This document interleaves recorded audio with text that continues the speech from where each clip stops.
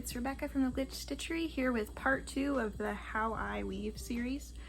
I'm calling it that because I'm not necessarily telling you how you should be weaving, but more my personal preferences and tips and tricks, and maybe it'll help some of you. I hope it will. So, last video was about my preferences and experiences with warping and what definitely not to do versus what I tend to do. So today we're talking about weft, which is infinitely less picky than warp. You can literally use anything for a weft. However, there are things you have to keep in mind because whatever you choose is obviously going to affect your end result. I mean, I would think I wouldn't need to tell you that. You should probably know that.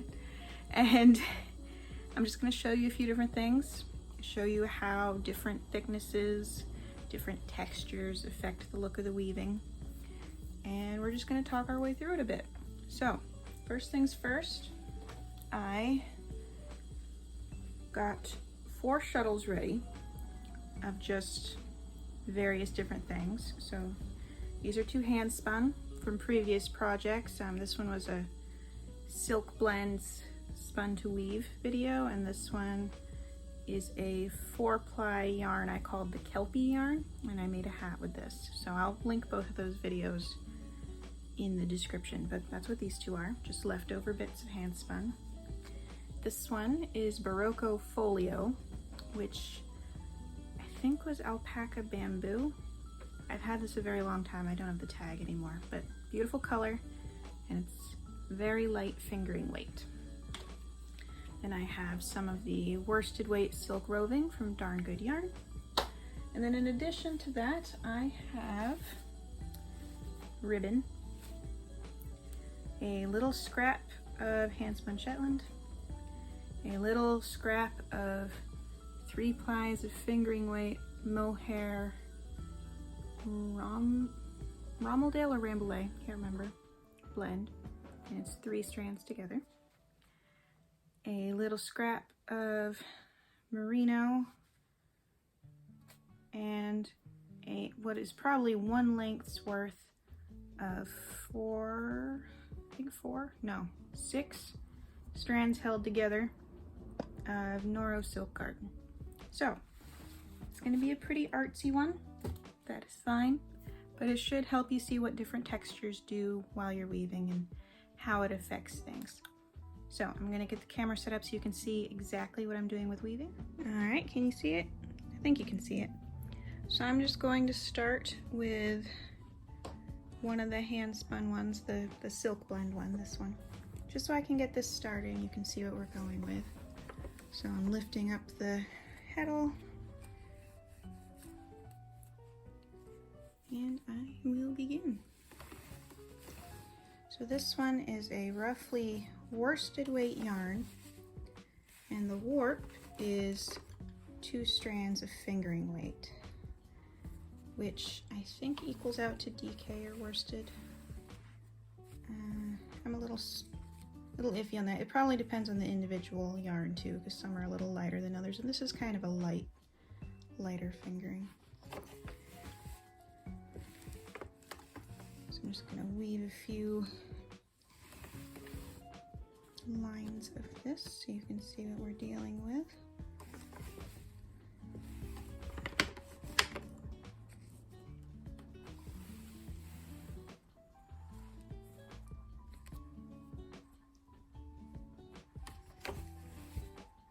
Alright, so that is relatively balanced. The weft and the warp are about the same thickness, and I could beat this down tighter if I wanted to, but I don't.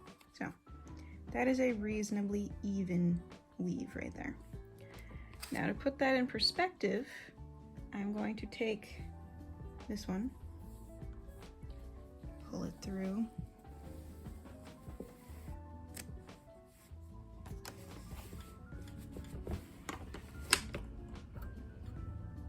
and this is a much thicker experience, obviously, because this is like 6 strands of DK, I think. So that is a very chunky yarn in comparison. It's pretty much rope. Let's get that lined up. All right, so you can see how that affects the weave because of how big and chunky it is. It kind of bubbles up in between the warp, kind of flops out on the edges a bit. It's going to be hard to get good even selvages if you use this. So I'm going to go ahead and do a couple more lines of this one, and then we're going to do the next yarn. And I apologize for the funkiness of the edges I'm going to be getting with this project, because this is really just for me to show you things. It's not like, well, we'll see how it goes, I guess.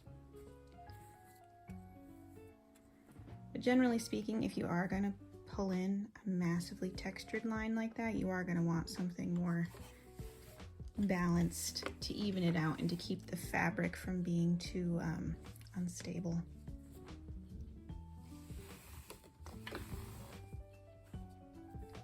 Or maybe not, maybe you want an unstable fabric. Maybe you're making a wall hanging or a rug and that's what you're going for. I don't know. Could be anything. But for the sake of the matter, let's assume that you are weaving a scarf, because that is what I am weaving. All right, so that one's evened it back out again. Next one we're gonna do is the, let's do the silk roving. This one. So this is mostly worsted weight. It does have some thicker spots, some thinner spots, and it's kind of weak texture. It's very easy to break this stuff. I know when I use it for the pin looms, which is what I've been doing as one of my Instagram projects, it breaks a lot. All right, so since this one is a single ply, while the other worsted weight one was a 2 or 3 ply. This one, the silk, flattens more because it just doesn't have as much structure to it. As much stability. And what exactly you're going to use for your weft is going to depend a lot on what you want your end project to be. The one problem with using all these shades of blue and purple is it's a little bit difficult to get them to show up on the camera the way I want them to, but hopefully you can see the difference between the silk and the silk blend wool, how much flatter the single ply gets. All right, so I'm going to end this one. I don't normally do this many different little stripes all at once like this, but this is basically just another type of sampler for me to show you guys. Okay, couple more rows of this one, the silk blend, and then we can get back to whatever the next one will be.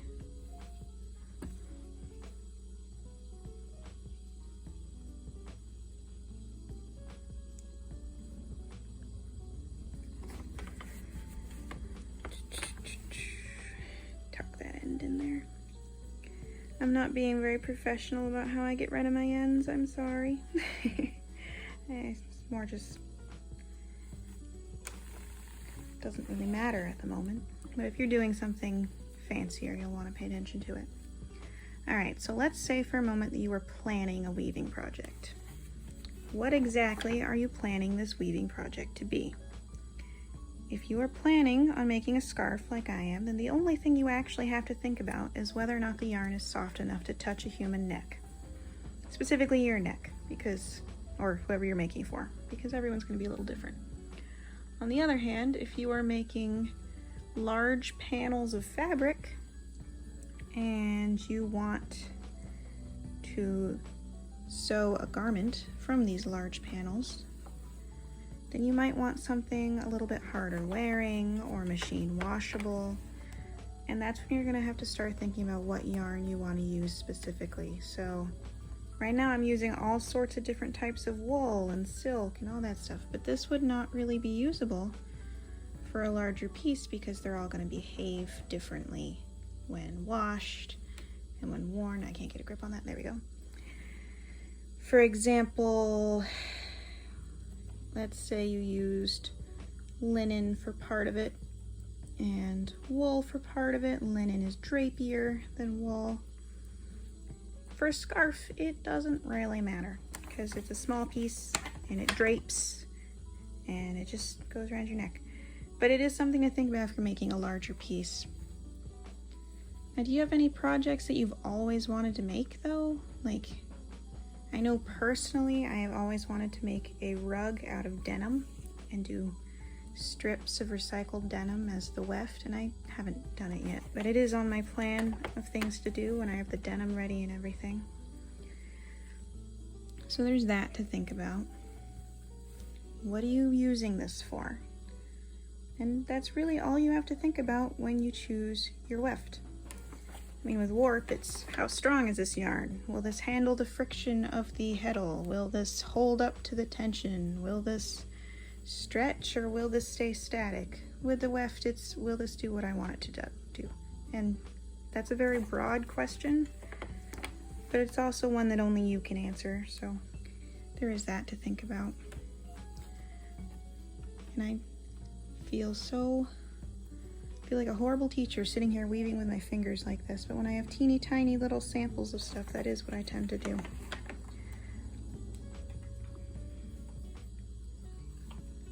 Alright, I think that I'll put this in time lapse for a while so I can just get some more woven, and then we'll talk more towards the end, if that is alright with you.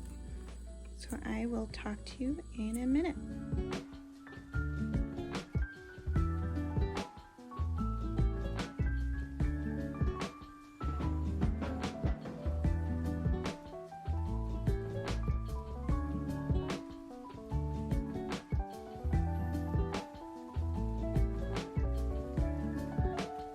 So what I'm doing right now is using the bulky yarn and the multiple strands of fingering weight yarn at the same time.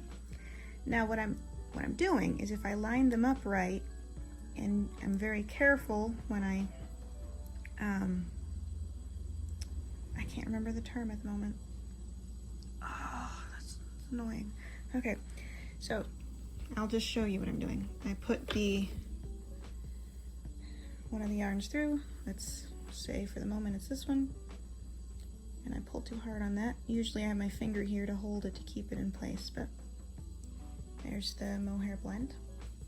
And then I take the bulky one and I go through and again hold the edge so that I can keep it from pulling in the warp yarns, keep everything as even as possible. Although with bulky yarns you're gonna get some funky edges, but anyway, that's not the point.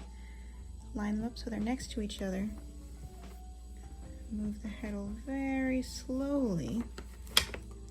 Then they end up staying right next to each other instead of folding on top of each other, and you get those really cool traveling lines. So that's what I'm doing right now. I like how it looks, it's fun. It's just another fun little technique you can play with when you're just doing a normal weave, but you still want to add in some extra visual interest. So I'm going to keep going, and then I will stop the time lapse again when I come up with my next thing I want to tell you.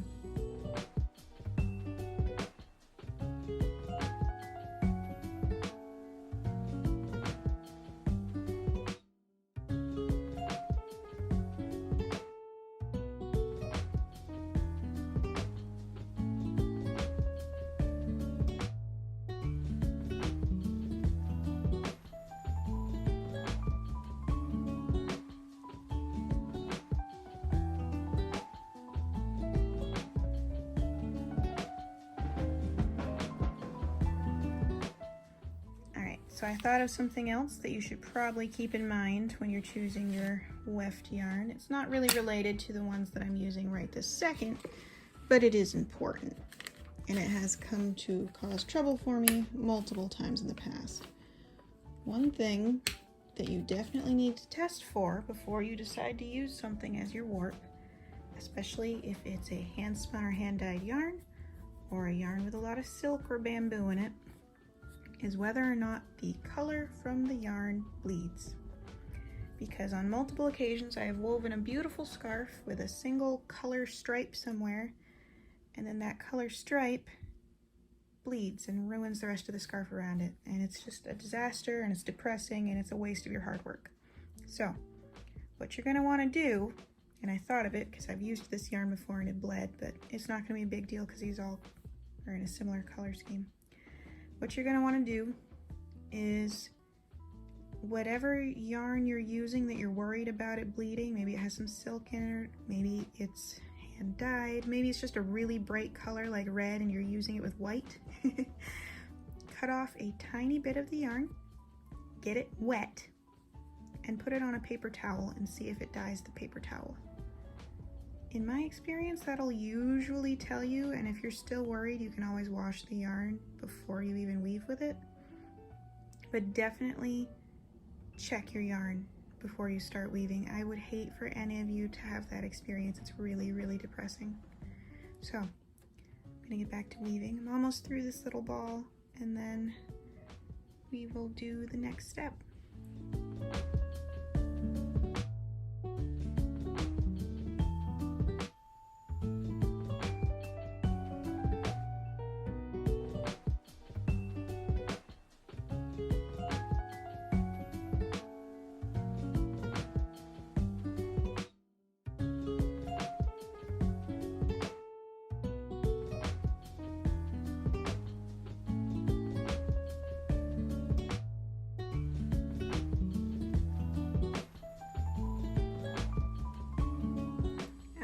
So this is definitely something I can show you.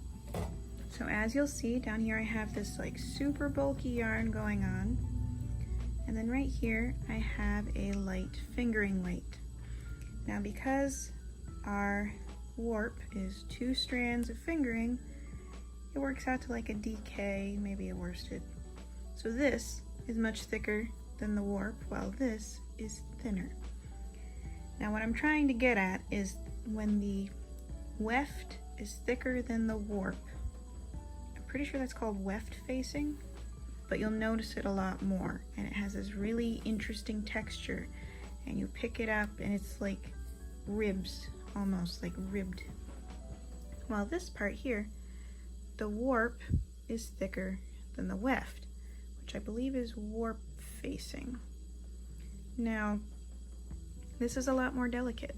This is a lot more fragile, and it just looks really cool when you have something this fine and delicate next to something this chunky. It's a nice way of changing the texture, changing the pace, and you can get some really cool effects just by alternating warp facing, weft facing, and balanced weaves while you're playing around like this. And you definitely should play around when you're first learning to weave. Maybe not all in one piece like what I'm doing, but you should sample and see how different things look together.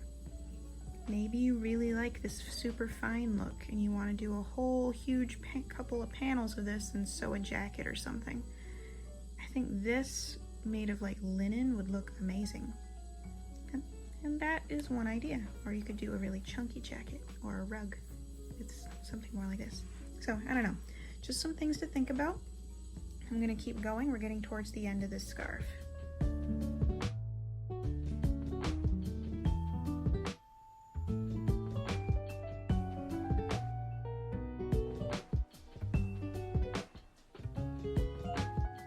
So we have no more paper left on the back beam, which means we are very close to the end. I am all set up to do the ribbon next because I really want you to see what I'm going to be doing with that. So let me just smooth that out. All right, so I'm going to be doing, let's see if I can get it in my hands. This is a pretty long piece of ribbon. I'm going to slip it in right here.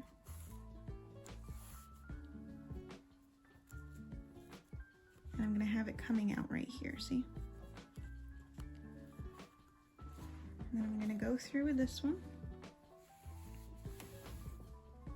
just like normal. Squish that in. And then to go through here just like normal.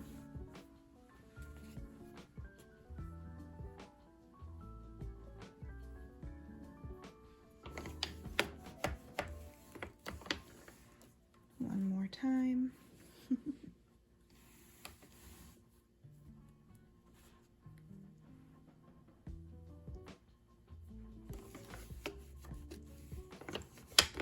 And then I'm going to take the ribbon and I'm going to follow it to right here.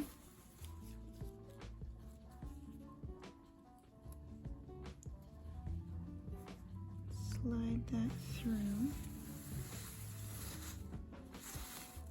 Oh, got a knot in it. I'll fix that in a second.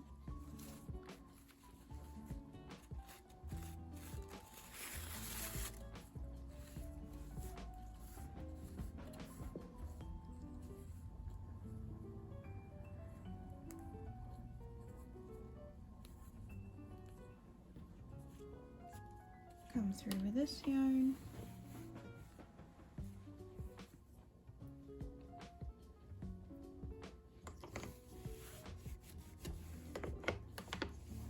I'm just going to keep going around and making like a meandering pattern with the ribbon, but hopefully you can see basically what I'm doing with it so you can do a similar process with yourself. It's just like a fun textural element.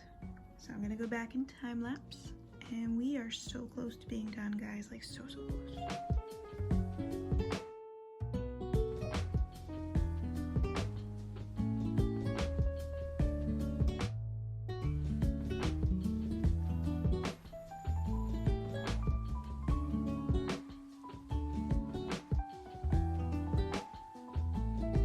Alright, so we've gone as far as we can comfortably go with this piece. It's time to cut it off the loom. I'm going to cut that and move that out of the way. All right, so let's try to adjust the camera so you can see what I'm doing. There's the back part of the loom. And definitely don't want to cut the apron strings back here, just the warp strings. So it's okay if they're uneven, they're all going to get trimmed at the end when I do the fringe anyway. My preference is to always cut that off and remove that so I don't lose it. I have a cup on my desk for that sort of stuff. All right, moving the camera again.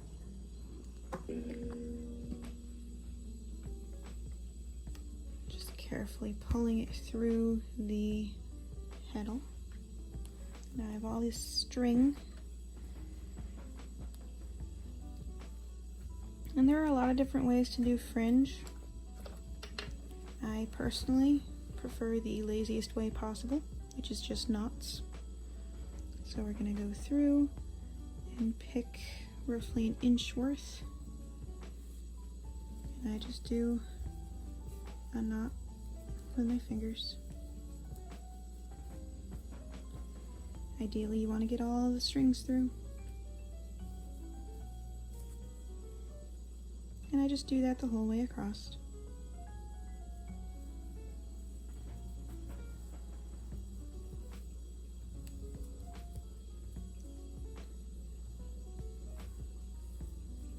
This is actually a little short for fringe, but that's okay. And if you want a longer fringe, you're just going to have to stop weaving sooner so you have more warp left over at the end to make the fringe with. Especially if you want a twisted fringe, like you need to leave a lot of yarn for that. They are heavy duty on the yarn requirements. Alright, let's see. Get in there.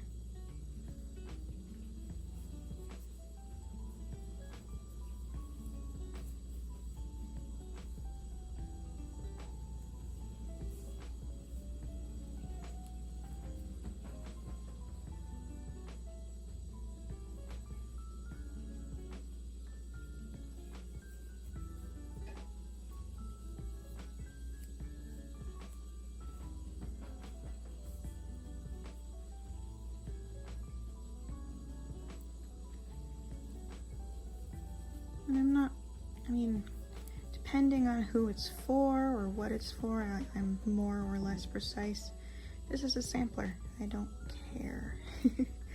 But if it's for a specific person or if I plan on selling it, then I'm usually a lot more precise about the knots all being even and the same number of knots on both sides of the piece and all that good stuff. But right now I don't care. So, knots are done on this side. You can see all the cool ribbon texture there.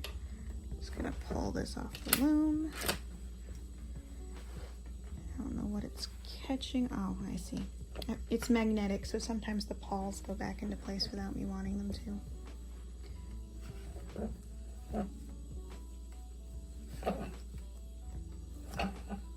Alright, so then I do the same thing on this side pretty much.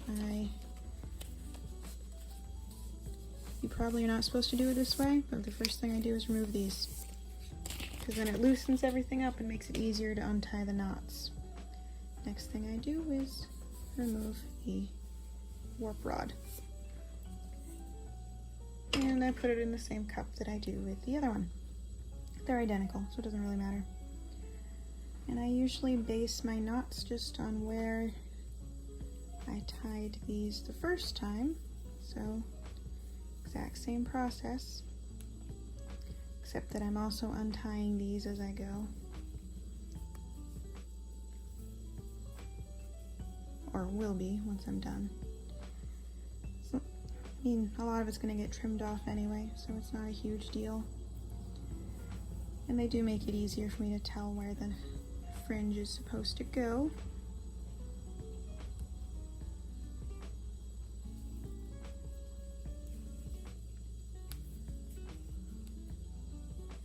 Just make sure when you're tying these you don't tug on them so tightly that you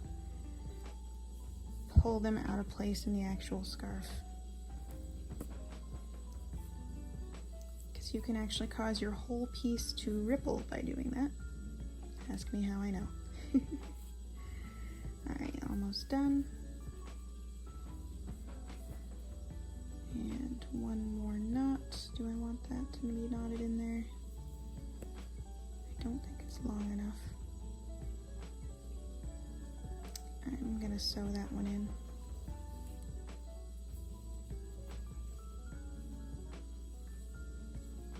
Alright, all that's left is to trim all the fringe, make them all the same length, sew in these ends, and then I usually just wash them and be done with it. So yeah, that was all about weft. This is a fairly short scarf, but you can see how just changing the thickness of the weft severely changes the texture of the fabric. Like, can you see how thick that is compared to that? Like, this is chunky. And it's just a really fun way to play around with it, even if all you're actually doing is plain weave. Like, this is not special weaving. This is plain weave. So the next video I'm going to be doing is talking about weaving a sampler, which will mostly not be plain weave. We're going to be looking at weaving drafts and getting really into it.